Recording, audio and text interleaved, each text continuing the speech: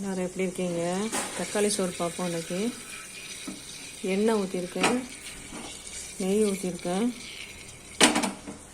இன்னும் இந்த பட்டை கிராம்பு எல்லாம் போட்டிருக்கேன் தாளிக்கிறதுக்கு. தக்காளி 1 டம்ளர் அரிசி ஊற வச்சுருக்கேன், 3 தக்காளி, ஒரு பல்லாரி, மல்லி இலை, இது ரம்ப இலை. இதில் ரொம்ப வாசமாக இருக்கும். மசாலா மஞ்சள் பொடி, மல்லிப்பொடி, வத்தப்பொடி, கறி மசாலா பொடி, உப்பு போட்டுருங்க. நல்லா வதக்கிட்டு தண்ணி வடிச்சிட்டு அரிசியை போட்டு வதக்கிட்டு மசாலா போட்டு 1 டம்ளர் அரிசிக்கு 2 டம்ளர் தண்ணி, 2 டம்ளர் வச்சா குறைவாக இருக்கும். தக்காளி சோறு ரெடி.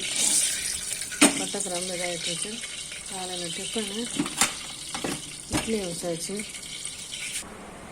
தக்காளி சட்னி, இட்லிக்கு தக்காளி சட்னி, காலையில் சாதம், ரசம்,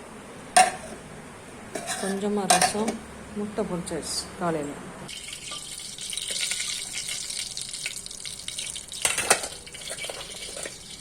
பல்லாரி போட்டு வதக்கி விட்டுட்டு ரொம்ப வேணும் வேண்டாம், கொஞ்சம் வதக்கின பிறகு தக்காளியை போட்டு கொஞ்சம் மசியாக வதக்கணும்.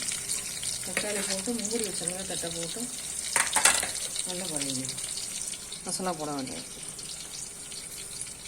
வீடியோ பாருங்கள்.